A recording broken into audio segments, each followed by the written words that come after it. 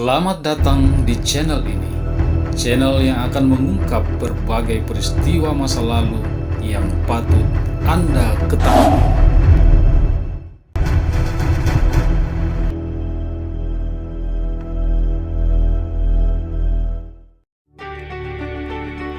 Petaka 1948 akibat pemberontakan PKI masih menyisakan duka yang sangat mendalam, khususnya bagi keluarga korban pembantaian PKI. Sumur-sumur tua yang kini menjadi monumen peringatan kekejaman PKI pada tahun 1948 menyimpan banyak cerita mengerikan. Salah satunya yakni Sumur Tua Cigrok yang berada di wilayah Magetan, Jawa Timur.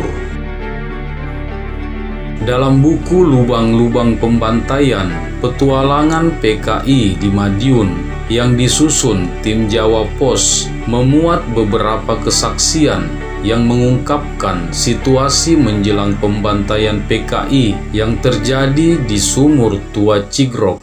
Namun sebelum kita lanjut, jangan lupa like, subscribe, dan tekan lonceng notifikasinya agar Anda selalu mendapatkan video-video terbaru dari kami.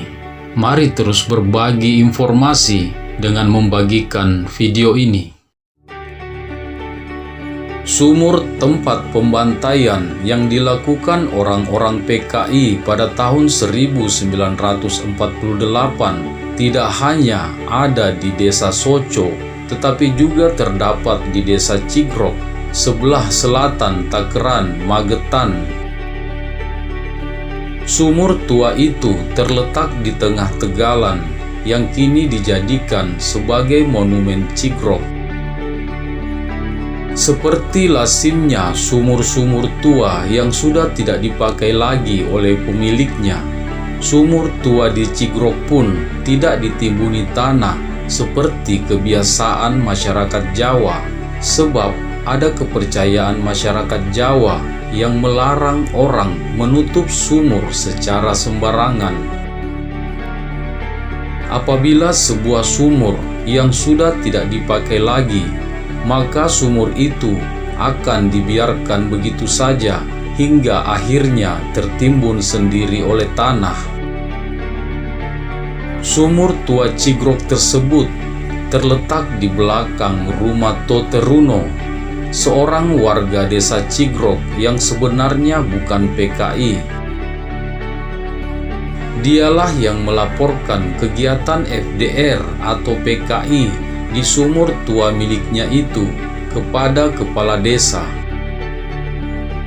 Kesaksian Ahmad Idris yang ketika itu menjadi tokoh masyumi di desa Cigrok mengisahkan bahwa suatu malam menjelang pagi sekitar jam 3, berpuluh-puluh orang FDR atau PKI mendatangi rumahnya.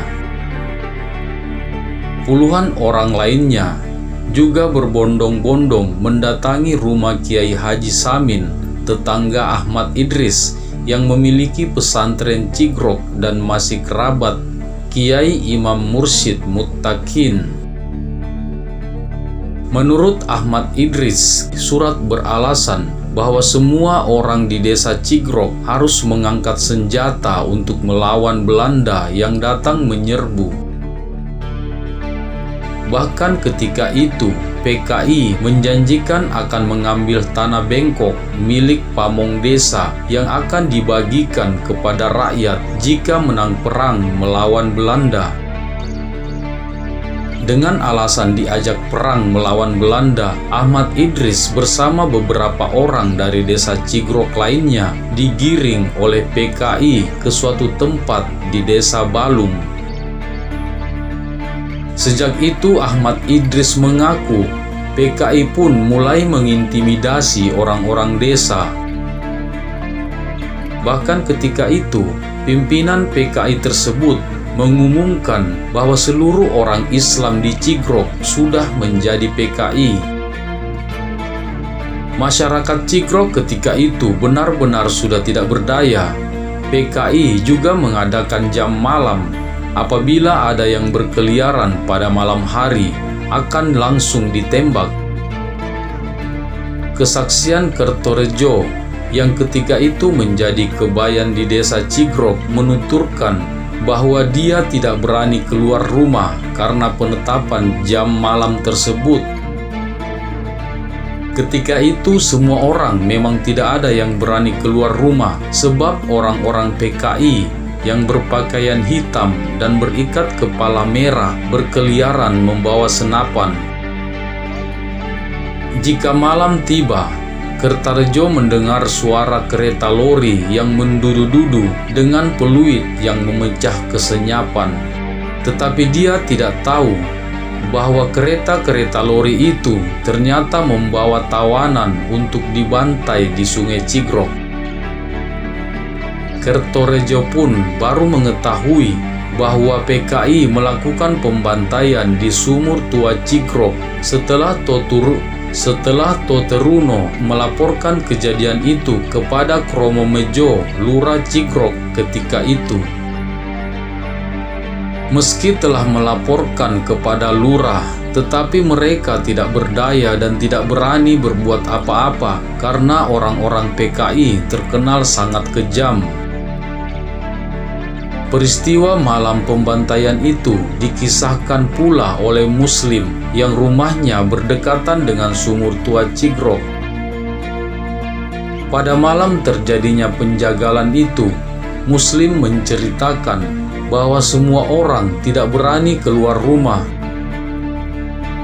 Muslim hanya bisa mendengarkan bagaimana orang-orang PKI berteriak-teriak membentak para tawanan dan memukuli mereka. Ia juga mendengar jeritan kesakitan para tawanan yang dihajar tanpa ampun oleh PKI. Malam itu, Muslim mengungkapkan ia mendengar suara bentakan surat pimpinan PKI yang berasal dari desa Petungrejo. Ia juga mendengar suara orang menjerit histeris karena dianiaya. Muslim yang diam-diam mengintip melalui lubang dari rumahnya melihat gerak-gerik orang PKI itu dalam keremangan malam. Namun Muslim dapat mengenali salah satu suara korban yang sedang mengumandangkan azan dari dalam sumur. Suara itu menurut Muslim adalah suara Kiai Haji Imam Sofwan dari pesantren Kebonsari. Rupanya ketiga tengkuknya dihantam dengan kayu oleh algojo PKI, Kiai Haji Imam Sofwan masih hidup tetapi tetap dimasukkan ke dalam sumur. Di dalam sumur itulah Kiai Haji Imam Sofwan mengumandangkan azan yang terdengar oleh Muslim. Demikian pula diceritakan Ahmad Idris yang ketika itu sudah ditawan PKI dan disuruh menjaga di dekat rumah Carik Cigrok. Ia menyaksikan penjagalan biadab tersebut dari kejauhan.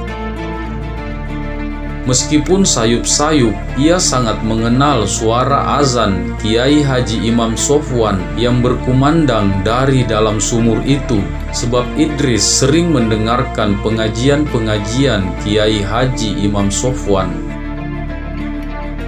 Menurut Ahmad Idris, pembantaian oleh PKI di Sumur Cigrok itu tidak dilakukan dengan senapan atau kelewang, melainkan dengan pentungan. Ia menceritakan bahwa dengan tangan terikat, para tawanan dihadapkan ke arah sumur satu demi satu. Kemudian seorang algojo PKI menghantamkan pentungan ke bagian belakang kepala tiap-tiap tawanan tersebut. Ketika itu, kenang Ahmad Idris, ada tawanan yang segera setelah dihantam langsung menjerit dan roboh ke dalam sumur. Tetapi ada pula yang setelah dihantam masih kuat merangkak sambil melolong-lolong kesakitan, tangan mereka pun menggapai-gapai. melihat para korban merangkak seperti itu, orang-orang PKI justru kemudian menyeret begitu saja dan memasukkan mereka hidup-hidup ke dalam sumur. Kiai Haji Imam Sofwan menurut Ahmad Idris termasuk yang tidak langsung meninggal setelah dihantam dengan pentungan. Ketika orang-orang PKI melihat bahwa ternyata masih ada korban yang hidup di dalam sumur, tetapi mereka sama sekali tidak peduli. Mereka bahkan menutupi sumur tersebut dengan jerami, batu, dan tanah. Oleh karena itu, tidak salah jika ada pernyataan yang menyebutkan bahwa para korban pemberontakan PKI pada tahun 1948 sebenarnya dikubur hidup-hidup.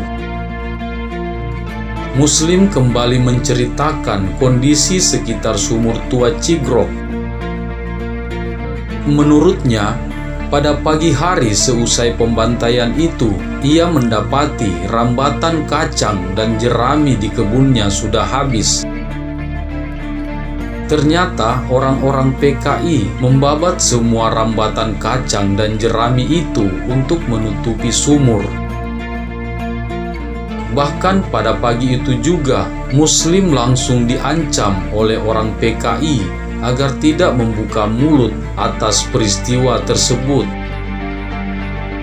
Peristiwa pembantaian PKI di sumur tua Cigrok itu pun berlalu begitu saja.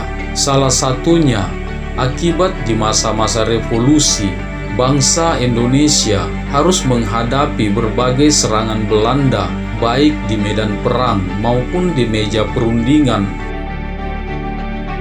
Setelah 16 tahun berlalu, pada tahun 1964 barulah dilakukan penggalian sumur tua Cigrok tersebut.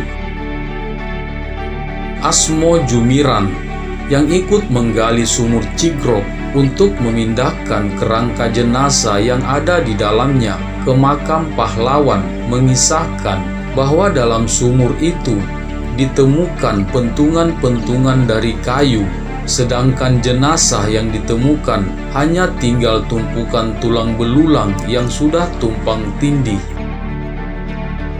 Menurut Asmo, dari penggalian itu ditemukan sebanyak 22 tengkorak manusia. Namun celakanya, sewaktu penggalian tersebut dilakukan, posisi PKI sedang mengalami masa kejayaan termasuk di wilayah Cigrok. Karenanya, menurut Asmo Jumiran, pada saat penggalian itu, orang-orang PKI sengaja mengadakan iring-iringan reog di Cigrok yang rupanya dimaksudkan untuk mengalihkan perhatian masyarakat.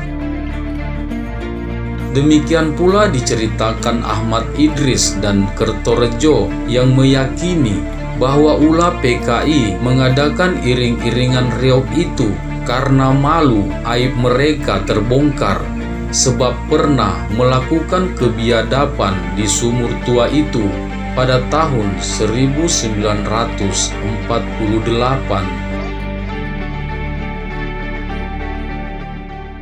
Jika Anda menyukai video ini, jangan lupa tekan tombol like, subscribe, dan nyalakan lonceng notifikasinya agar Anda menjadi orang pertama yang akan mendapatkan video-video selanjutnya. Jangan lupa juga memberikan komentar terbaik dan konstruktif agar kita dapat terus berbagi pengetahuan sejarah. Terima kasih telah menonton video ini. Semoga bermanfaat.